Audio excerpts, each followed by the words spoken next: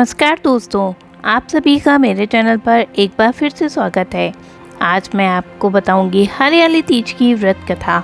हरियाली तीज व्रत कथा में बताया गया है कि इस व्रत को किस प्रकार से देवी पार्वती ने किया था और इस व्रत को करने से क्या लाभ होता है।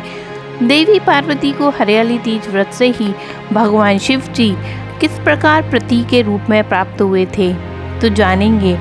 हरियाली तीज सावन के महीने में आने वाला एक त्योहार है जो देवी पार्वती जी को समर्पित है। भविष्य पुराण के अनुसार तीज यानी तृतीय तिथि का व्रत और पूजन देवी पार्वती को प्रसन्न करने के लिए किया जाता है।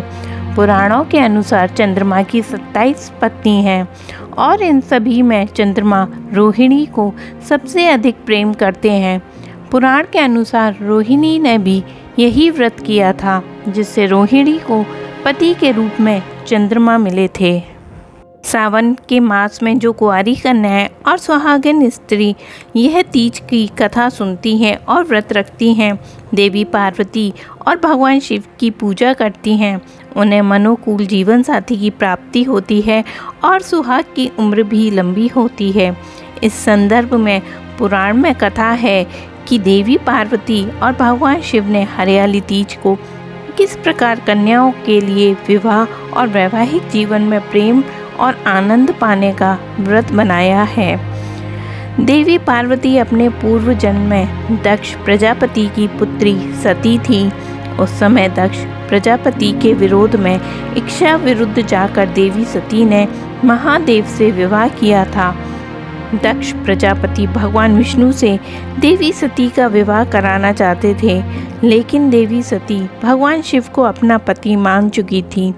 अंत में पुत्री की खातिर दक्ष प्रजापति को भगवान शिव जी के साथ सती का विवाह करना ही पड़ा, लेकिन दक्ष प्रजापति फिर भी शिव के विरोधी ही बने रहे। एक समय की बात है, दक्ष प्रजापति ने भव्य यज्ञ का आयोजन किया, जिसमें सभी देवी देवताओं, नाग, किन्नर, गंधर्व, ऋषियों को आमंत्रित किया गया। त्रिलोक में दक्ष प्रजापति के यज्ञ की चर्चा होने लगी। बात देवी सती के कानों में भी आई और वह दुखी हुई कि उनके पिता ने महादेव को और उन्हें यज्ञ में शामिल होने के लिए नहीं बुलाया है।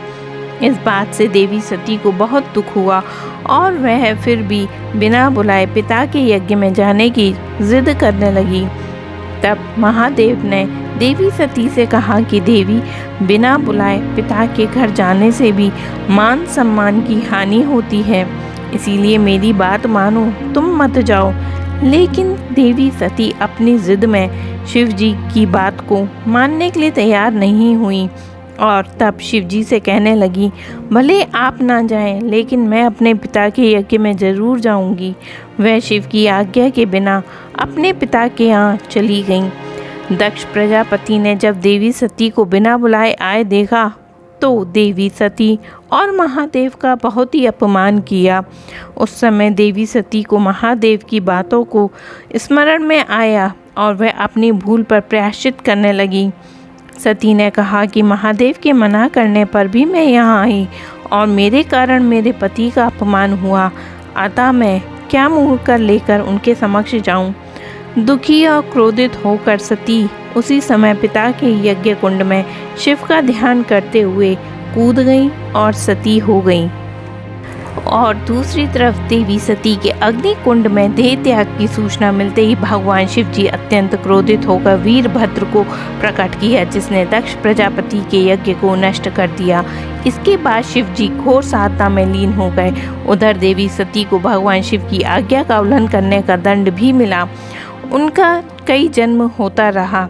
इस तरह देवी के 108 जन्म हुए और 107 जन्मों तक वह भगवान शिव को पुनः पति के रूप में पाने के लिए तपस्या करती रहीं। 108वें जन्म में देवी सती का हिमालय की पुत्री पार्वती के रूप में जन्म हुआ। इस जन्म में देवी पार्वती ने भगवान शिव को पति के रूप में पाने के लिए सावन में मृतिका से शिवलिंग का निर्माण करके भक्ति भाव से शिव जी का पूजन किया, तपस्या में लीन हो गईं।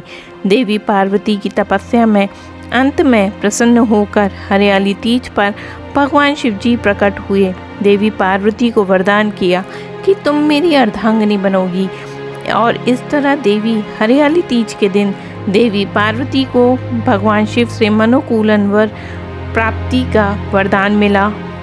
और इसके बाद भगवान शिव ने देवी पार्वती के आग्रह पर कहा कि जो भी कुंवारी कन्याएं हरियाली तीज का व्रत करके भगवान शिव और देवी पार्वती का पूजा करेंगी, उनकी मनोकामना के अनुसार उन्हें योग्य पति की प्राप्ति होगी। और जो सुहागन महिलाएं हरियाली तीज का व्रत करेंगी, उनका वैवाहिक जीवन प्रेम और सुख से भरा हुआ होगा।